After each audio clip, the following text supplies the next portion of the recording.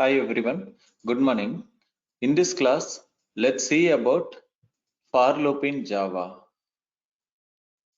As part of this session, let's see about what is loop and what are the different types of loop and why we need loop and how we can use for loop, and we will only concentrate about for loop today, and finally we will see some programs with for loops. First of all, why we need loops? I mean, there can be a situation, where we need to execute some of the, block of statements several times. Repeatedly, we need to execute some of the statements. Correct? In those time, what we can do is we can go with the loops. So loops are mainly it is used for execute, block of statements continuously on some condition. So second thing is that, as we said, mainly like loops are used to execute, block of statements continuously until particular condition is satisfied. Okay, based on some condition, what we will do? We will try to execute the loops continuously. So there are different types of loops are available in Java. Okay, there are different types of loops are available in Java. So let's see what are those. The one first and foremost is for loop. For loop is one of the important loop in Java. And second thing we can say while loop. While loop also, these are the basic three loops are available in Java. While loop also is one of the basic loop in Java. And the final one is a do while loop. Okay, these are the three basic loops are available in Java. By using this, we can achieve to execute block of statements or group of statements continuously based on some conditions. So let's see today about for loop. For loop also is one of the loop available in the Java. This is the very basic loop in Java, and also this is also mainly used for in our real-time projects in mostly in most scenario. Correct. In for loop there are two types of loops are there. One is like traditional for loop. Correct, where it will be having like this syntax like initialization, condition, increment or decrement. Second loop is enhanced loop or for each loop. So in this class, let's see only about traditional for loop. The second type, enhanced for loop or for each loop, we will see it later. That second type of for loop, enhanced for loop, mostly we will be using in collection or we will be using in arrays. While we covering arrays and collections, we will experiment enhanced for loop. Now let's see about the traditional for loop. This is the syntax for the traditional for loop. So what we will do, I mean, there should be a for keyword here. Correct, for is a keyword, right? There should be a for keyword here, and inside for keyword there are three types of statements are there. One is you are saying initialization. Correct, inside this initialization statement what you can do, you can initialize a variable. Okay, and the second statement is a condition, so semicolon is mandatory. Here there are three statements, three are separated by two semicolons. Semicolon here it is must. So initialization means here we can initialize a variable.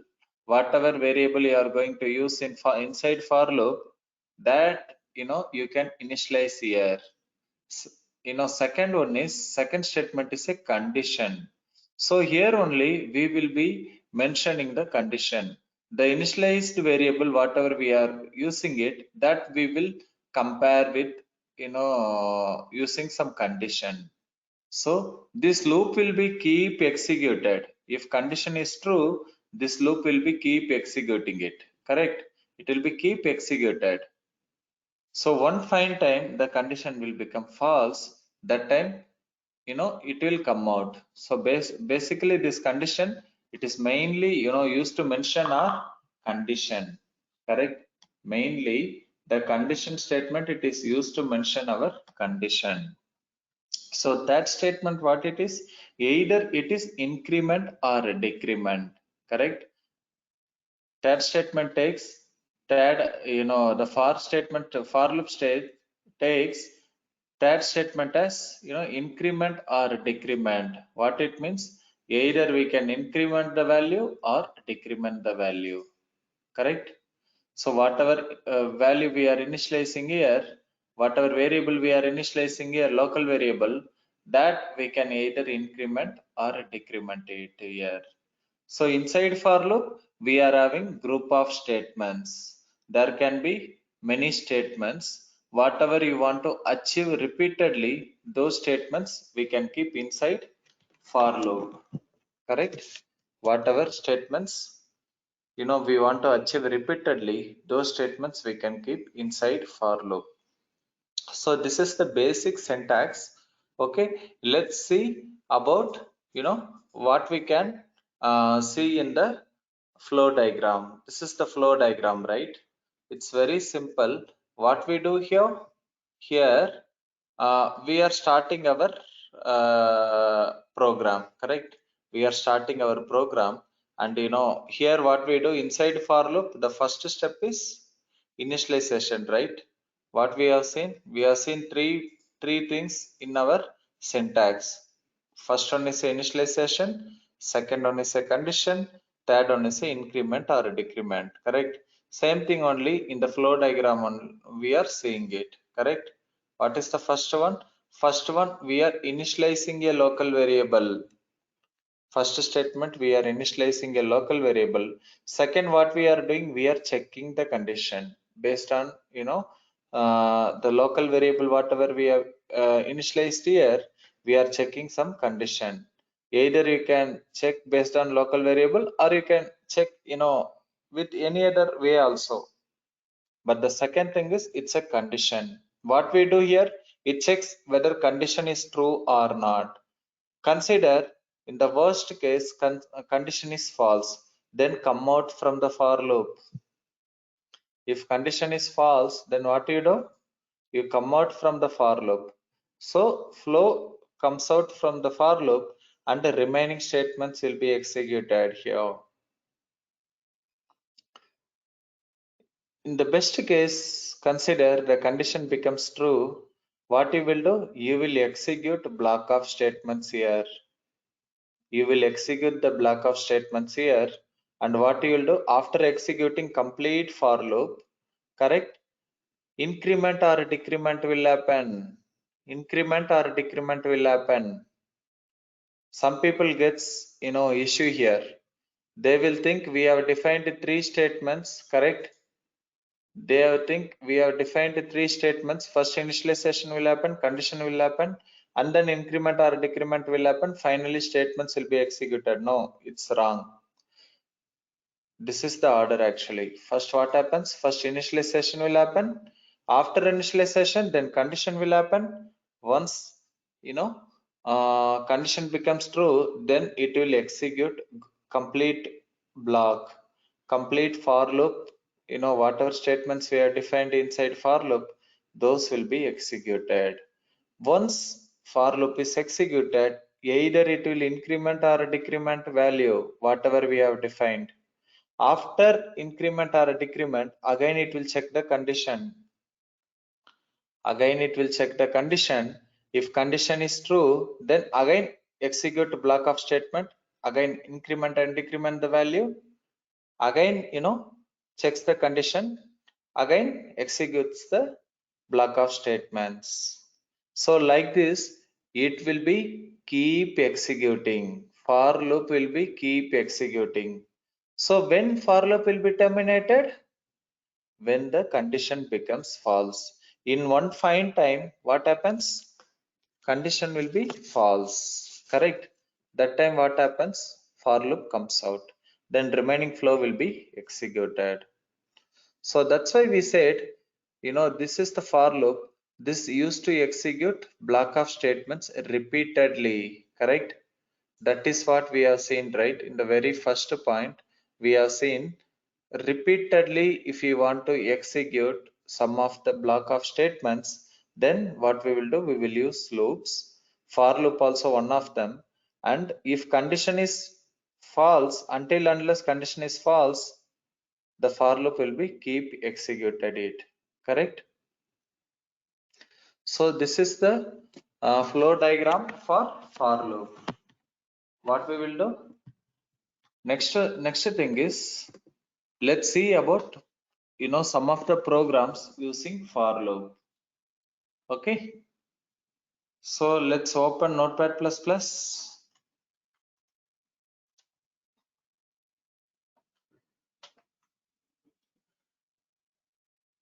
Let's open Notepad++.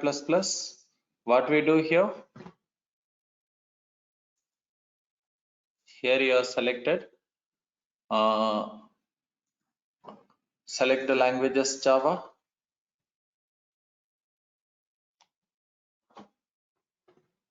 What I'm going to do is, I'm going to a new class. Let's go with Joseph.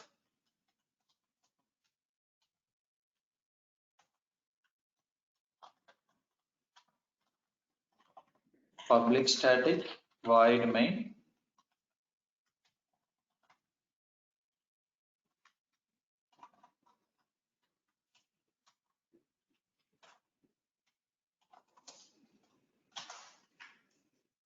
Okay, I'm just printing some statement here. So flow is starting.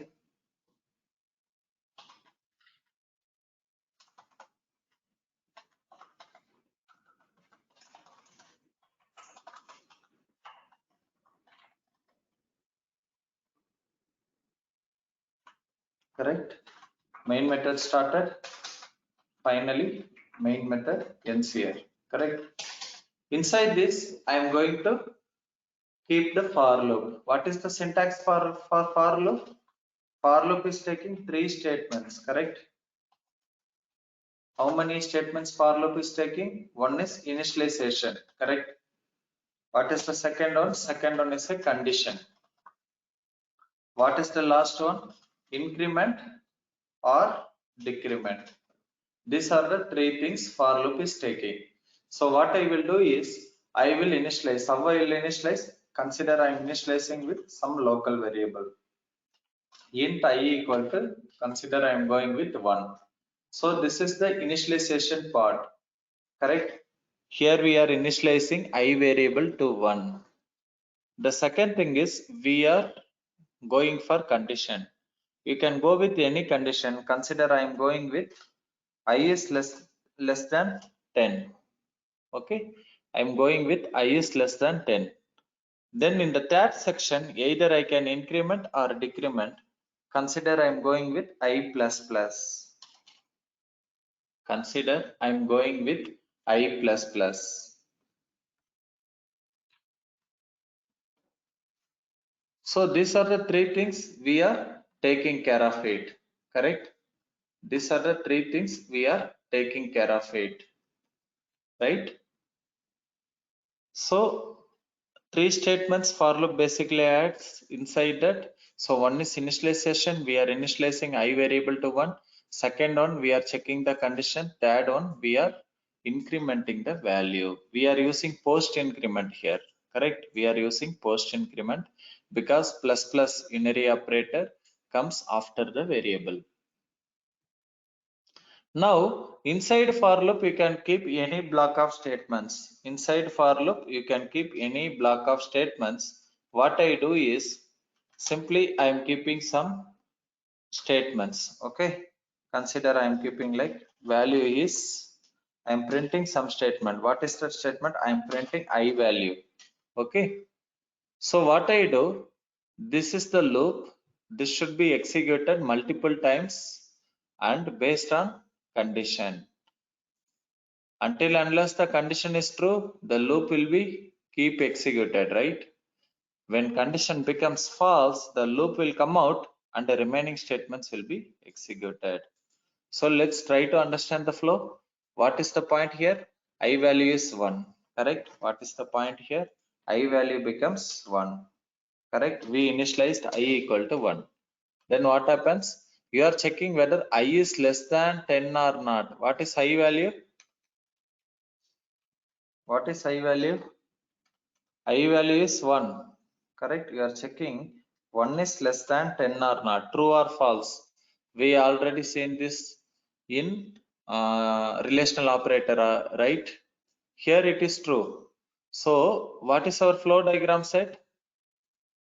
What we have seen in our flow diagram? If condition is true, then what happens? Group of statement will be executed. Whatever statements we have defined inside for loop, those will be executed. Here what happens? First initialization, then condition, checking the condition. If condition true, then come inside for loop. Print the statement. What is value of I? It will print value is, correct? I, what is I value here? I value is 1. It will print value is I equal to 1, correct? Because I is, we have defined 1. After executing block of statement, what will happen? Increment or decrement will happen. That statement, after executing for loop, increment or decrement will happen. Here we have mentioned increment, correct? After executing complete block, it is going, it is checking either it is increment or decrement, any one of the statement, correct? Yes, increment is happening. I value becomes 2. I value becomes 2. I value becomes 2. Then after increment, what should happen? Again it should check the condition. Again it should check the condition. What is the condition here? It will check whether initialization will not happen at all. Initialization will happen only once. At the beginning only initialization will happen. After that, it will be checking the condition, increment or decrement the value. Again check the condition, increment or decrement the value. Now I became 2, correct? Because we have incremented here. It again checks the condition. Either 2 is less than 10 or not. If condition is true, here condition will be true. Again it will come inside the for loop. It will execute the statements. Here we kept only one statement. You can keep any number of statement. In real time scenario, we will be having multiple statements, right? Depends upon our business requirement, we will be keeping the logic here. So here what happens? It will print value is 2. After executing loop, again what happens? It goes for increment or decrement. Here I value will be incremented. Again one more. I value is incremented to 3. Correct? Then what happens? After incrementing the value, again goes for the condition. Again checks 3 is less than 10 or not true. Again execute the block of statement. Then increment the value and then check the value. If condition is true, again execute the block, again increment or decrement, again check the condition. I hope the flow diagram makes sense along with the program. So beginning it will initialize only once, then check the condition. If condition is true, execute the block of statements, again either increment or decrement. After increment or decrement, again check the condition. As long as the condition is true, the block of statements will be executed. The for loop will be keep executed. When the condition becomes false, it will come out. This loop will be executed 1 to 9, right? 1 to 9. After coming here, 9 is less than 10. This is true. Again, it will be executed. When it comes 10 less than 10, here condition becomes false. 10 is not less than 10. Then it will come out from the loop. It will print main method ends. So the for loop prints here 1 to 9, correct? Shall we execute this program? Save this program.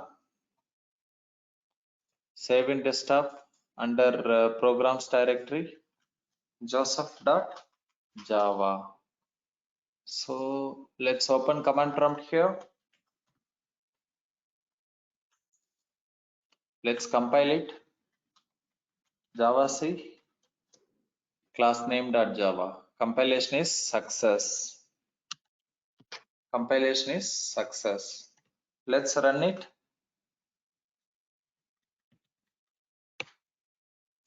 So how to run?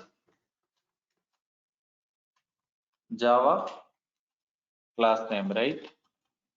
Listen, when I run it, what happens? It I value we have initialized 1, right? I value we have initialized 1. First it print value of I is 1, correct? Value of I is 1. It is printing up to 9. Repeatedly it is printing. Repeatedly for loop is getting executed. When the value becomes 9, 9 also printed, correct? See here, 9 also we are getting the result. When it becomes 10, the condition becomes false. When condition becomes false, it is not going inside for loop. We are not seeing I value as 10, correct? Up to 9 only. When condition becomes false, it is coming out from the loop, remaining statements getting executed. Here we are seeing main method ends, correct? So this is the basic for loop. Here we are seeing how we could able to use the for loop. Now let's experiment some more things in for loop. First thing is, in the condition statement, you can evaluate any condition. You can go with the different types of relational operators. You can evaluate on any condition. Suppose consider here we have used less than. Less than means it is checking I should be less than. Even you can use multiple condition also here. Even I can use equal to also. If I use I is less than or equal to, either I should be less than 10 or equal to 10. So in this case, it will print 10 also, because any one of the conditions should be correct. When I becomes 10, 10 is equal to 10, right? So it will not worry. 10 is equal to 10. So because of that, the condition becomes true. It will print 10th value also. When it becomes 11, then condition becomes false. It is not either less than or equal to 10. Let's save this program. Again, see, it should print 10th value also. Let's recompile it.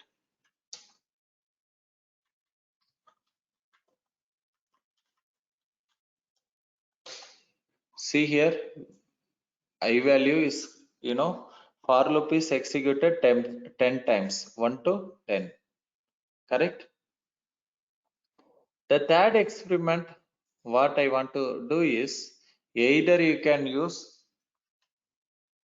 post increment or pre increment. It does not matter. Either you can use post increment or pre increment, correct? Because when the tag section comes into picture, at last only, right? So what happens? First initialization is happening, then condition is happening. Second one, once condition becomes true, block of statement is getting executed. Third one, after executing only increment or decrement comes into picture, correct? After executing only increment or decrement comes into picture. So either you can go with pre increment or decrement, or post increment or decrement. It does not matter. So let's see here. Here we used post increment, right? First I is 1, checking the condition 1 is less than or equal to 10. Condition becomes true. immediately go inside for loop, execute all the statements inside for loop, and then after executing, increment or decrement value.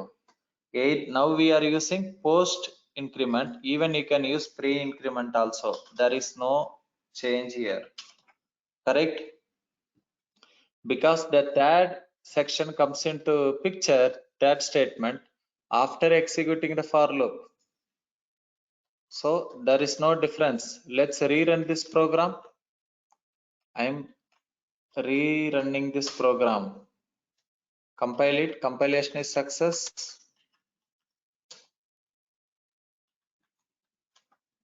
Let's run it.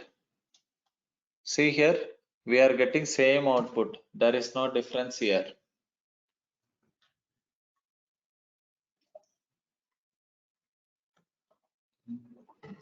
There is no difference here.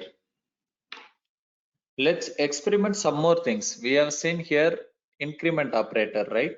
Let's go with like this. Now we are printing ascending order 1 to 10.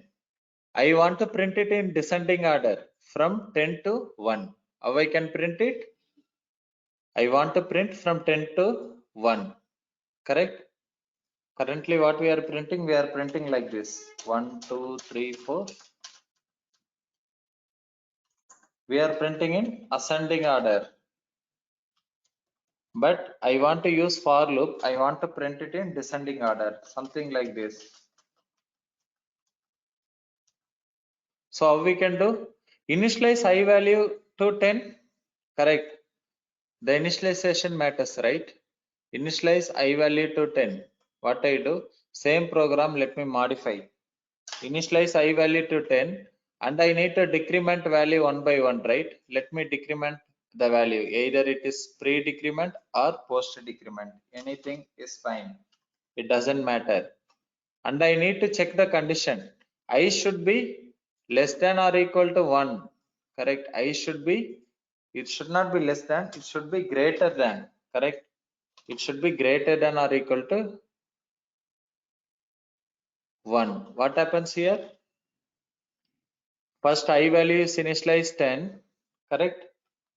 After I value initializing it, what it does? It checks I is greater than or equal to 10 or not. Yes, true. I is 10 is greater than or equal to 1. Condition becomes true. Then what happens? It comes inside for loop. It prints I value is current value is 10. After executing for loop, it decrement the value by 1. It decrements the value by 1. I value becomes 9. Then again it checks whether 9 is greater than or equal to 1 or not. Again it prints I value is 9 and it decrement the value. Like this it will be keep executing until the condition becomes false. When you will be coming finally 1 is greater than or equal to 1. This condition is true or not? Yes, it is true. It is not greater than, but it is equal. So it will print 1 also. Correct? When it becomes 0, 0 either it is not greater than 1 or it is not equal to 1. So here condition becomes false, it comes out. Let's rerun this program again.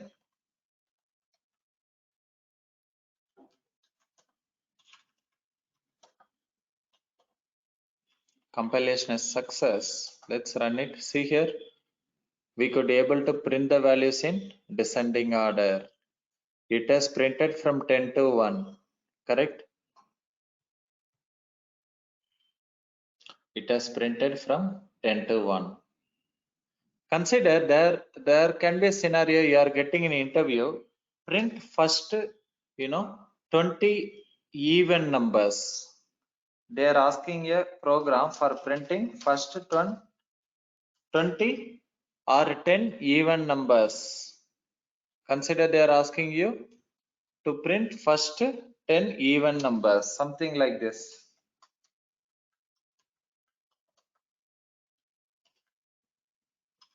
So blindly you can use for loop. Whatever we are saying, these are hello world programs. Simply we are trying to understand about for loop here. Suppose if they ask program like this, what you can do?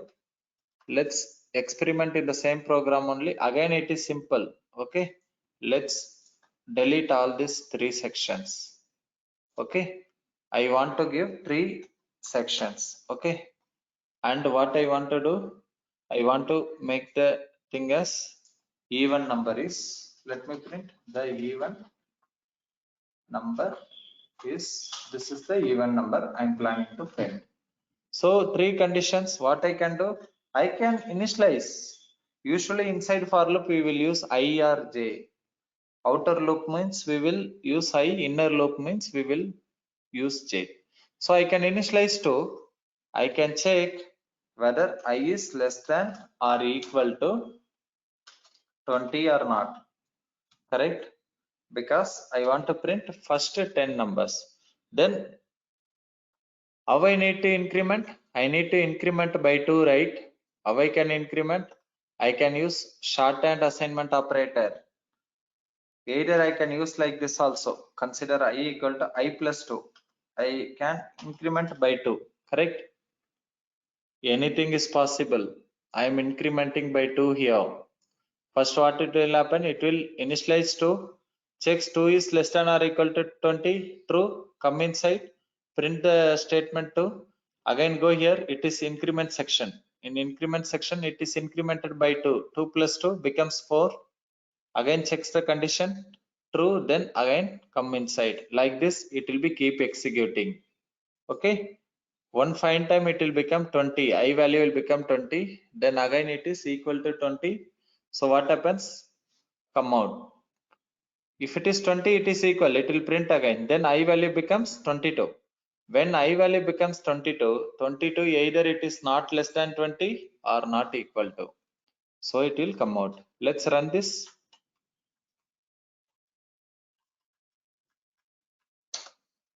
Let's compile this.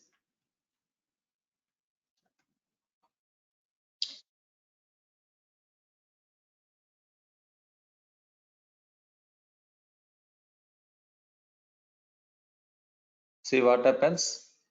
Main method started. We are printing 2, 4, 6, 8, 10, 12, 14, 16, 18, 20. First 10 even numbers we are printing. First 10 even numbers we are printing. Correct? So in the third section, what we can do, either we can use like this, or second option what we can do is we can use shorthand assignment operator. What I can do, I plus equal to 2. Both are same, right? We have already seen this. Instead of assigning like this, what you can do, I am removing this. Correct? I am keeping this one. Anything is fine. Correct? Suppose you want first 20 numbers, then go with 40. If you want to print first 20 numbers, let's experiment it. Recompile it. See here, first 20 numbers we are printing. Correct? Here we are using shorthand assignment operator. Correct? This is called shorthand assignment operator. If you mention I plus equal to means I plus equal to 2 means I equal to I plus 2. In case if you want to print even numbers, again it is simple, right? Even numbers means you will be printing from 1, then increment by 2. Increment by 2, something like this. What you can do, it's simple. You can assign with 1 and you need to always increment by 2, correct? And you can check any condition. Okay, you can check any condition. So let's run this, recompile it.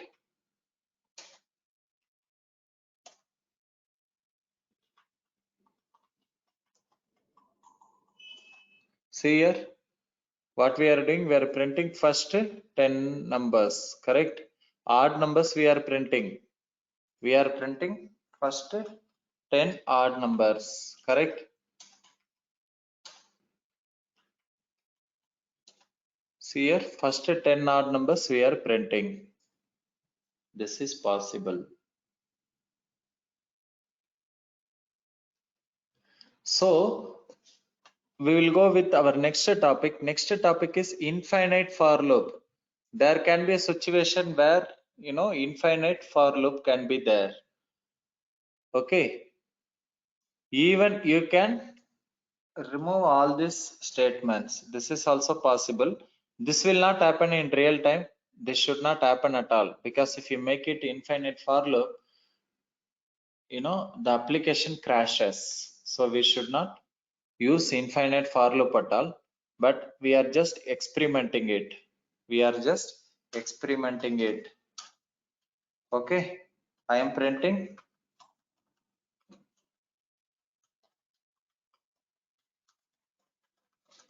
Mercy Technologies. So I didn't give any value inside this. So what happens? It will not do initialization. It will not check any condition. It will not do any increment or a decrement operation. Let's rerun this program. This is called infinite for loop. Okay, this is called infinite for loop because there is no condition. It will be keep executing. One fine time, what will happen? It will eat all the memory, then our application crashes. Correct?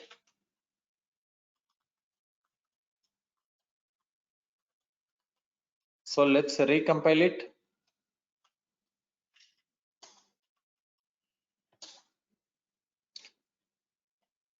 Okay, this is unreachable statement. Yeah, so what we will do if you run like this, we will be getting like this. In case if you are executing, I will remove this. Okay, I will remove the last statement. Okay, because it is unreachable statement. Compiler is brilliant enough to identify that. Now let me run it again. Let me recompile. Compilation is success. Okay, let's run now. Listen carefully. What happened? See, it is keep executing. The command prompt, it is keep executing. Correct? Let me stop it. Control C. You need to press Control C to come out. If you see right, it is keep executed. It has keep executed. Okay, it has keep executed. Suppose if you want to identify, you initialize outside. Okay, or you can initialize here also. You can skip one test also. Okay, what I can do, I can initialize int I equal to 0. Okay, I will skip the test. I will increment the value I plus plus or plus plus I. Anything is fine. Okay, consider I am printing I value here. Okay, I am printing I value here. Okay, what will happen? It will always execute initialization and it will always increment. Correct? Condition is skipped. Let's rerun this program. Compile it. Run it. See here. It is keep executing, right? It is keep executing. It is infinite for loop because we didn't keep any condition. If you skip condition, the for loop is keep executing. It will eat up all your memory. If you ask me how long it will execute, as long as it has the memory. Correct?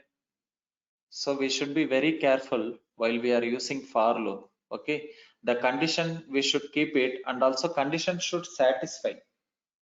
Correct? Conditions should satisfy. Here we are running infinite for loop. One fine time application crashes. So we should be very careful. Let me stop it. Press Ctrl C 2-3 times.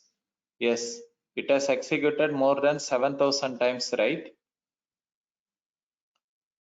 Loops are very faster.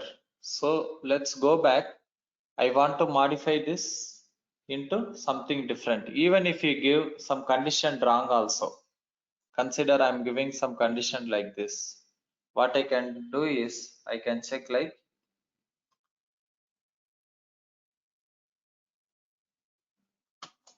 you know, You can give some condition wrong also. Okay. Consider I'm giving some condition like this. I is less than or equal to, consider I is less than 10. Okay. Then what I do, I will just go for decrement. What will happen? First I value is 0. 0 is less than 10 for sure, right? 0 is less than 10, then print 10 here. Then decrements, I value becomes -1. -1 is less than 10. Again executes, again decrement, -2, -3, -4. All the values are less than 10. Here also condition becomes false always. Here also condition becomes false always. That's why even if you rerun this program, let's rerun this program again. Let's see what happens.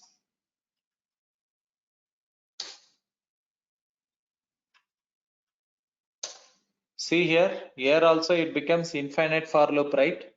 Because always condition is false.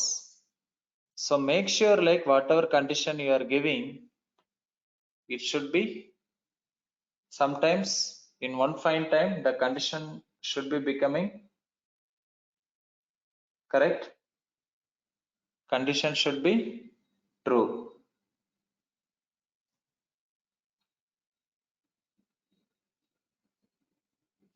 You can do many things.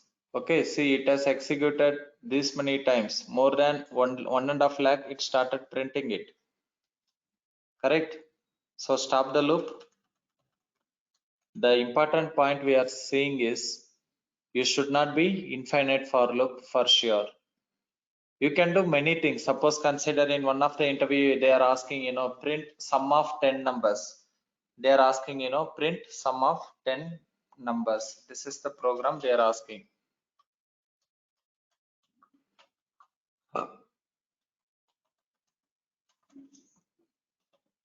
So those scenarios you can use for loop simply. So consider like you are going with 1, right? You can assign some value. Sum you can keep sum equal to 0. Correct? Sum equal to 0.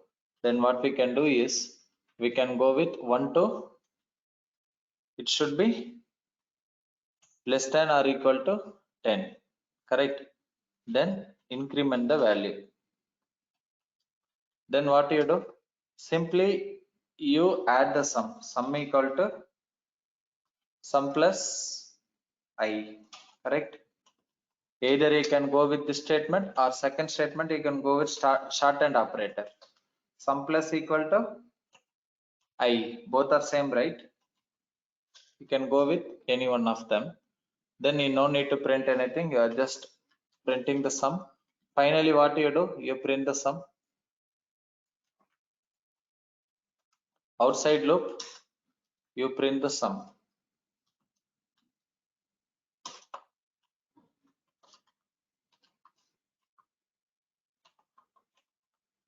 Correct? So let's rerun this program.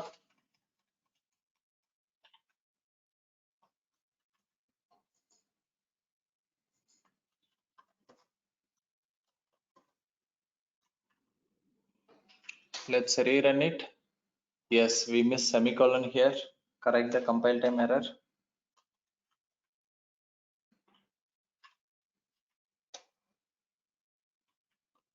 Run the program now. See here, sum we got it 55. So you might be studied in the college how to find the sum. N equal to n into n plus 1, right? N plus 1 by 2, right? This is the formula, right? Here n is 10. So 10 into 11 divided by 2. Correct? 10 into 11, 110. 110 divided by 2. It's nothing but 55, right? That's what we are getting here. Correct? So you can do many things using for loop. Let's see quickly about last concept is about nested for loop. Even you can go with the nested for loop also.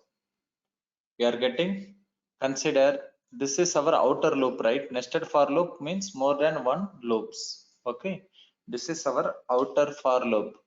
Inside for loop, you can define one more for loop. Consider I am going with one more for loop. Listen carefully. I am going with one more for loop. Okay.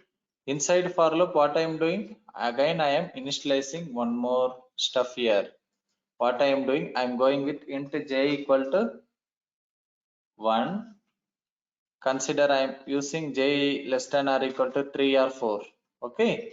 And again, I am performing increment operation. Okay. Now what I do? I am just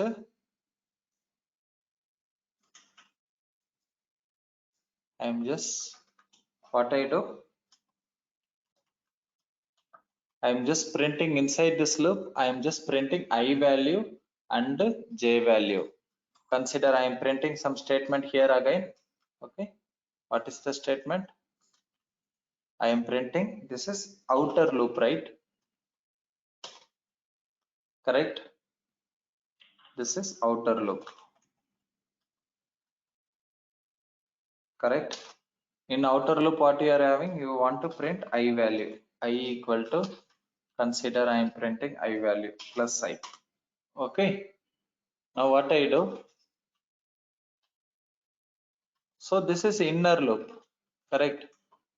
This is not outer loop. This is inner loop. Second loop is inner loop. What I am doing? I am printing I value as well as I am printing j value. How I can print both? Again, you can go with plus I can mention plus double equals. If I want to print some string, you can print in double quotes. Correct. Here I want to print a j value. Okay. I am printing j equal to, again I want to print a dynamic value plus. So you can use wherever I am using double quotes, that will be printed in console. You know, we need to use the plus concatenation whenever you are using static value and dynamic value. Here what I do, I have two loops. One is for outer loop. This is the main loop. Correct. Once main loop, it will be entering, it will go to the inside, nested loop. Here also it will be checking. Here what happens? First I equal to 1. Yes, I is less than or equal to 1 is less than or equal to 5. True. Then it will go inside for loop. It will print this value. I value is 1. Then it will go to nested for loop. It will check what is I. Here again initialization j equal to 1. Correct. J equal to 1, then it checks the condition whether j is less than or equal to 3 or not. Yes, 1 is less than or equal to 3. Correct. Then it will print I value. What is I value here? I value is 1. J value is 1 again. Again, for loop is over. Then again go for increment or decrement. It will not go outside because first it should complete the inner for loop. First it should complete the inner for loop. Then j value becomes 2. 2 is less than 3. Come inside, print I value. What is I value? I value is still 1. I is 1. J is 2. Then again increment the value. J is becoming 3. Condition becomes 3. I value 1. J value 3. J value becomes 4. In this case, condition becomes false. Come out. Go inside here, increment the I value. I value becomes 2 here. Again we are printing I value is 2. Again we are for loop is getting initialized. Again second time j value will be initialized with 1. Then it will come inside I value is 2, j value is 1. Again j value is incremented. I value is 1, 2, j value is 2. That time I value is 2, j value is 3. Fourth time j value condition becomes false. Go out, increment the value, I becomes 3. Then again the execution continues. Here one important point, okay, one important point is inner for loop will be always executed until unless condition becomes false for inner for loop. Once inner for loop fails, it will go to outer for loop. Increment or decrement happens, again inner for loop will be initialized, correct? Again it will be executed. Let's run this program. Let's rerun it. See here, outer for loop 1, it is printing I value is always 1 inside inner for loop. J value becomes 1 2 3, right? Then once J value inner for loop condition becomes false, coming out I value become as 2, then again inner for loop printing J value 1 2 3, then it comes out I value becomes 3, J value again 1 2 3, correct? Like this it has executed outer for loop, executed 5 times, correct?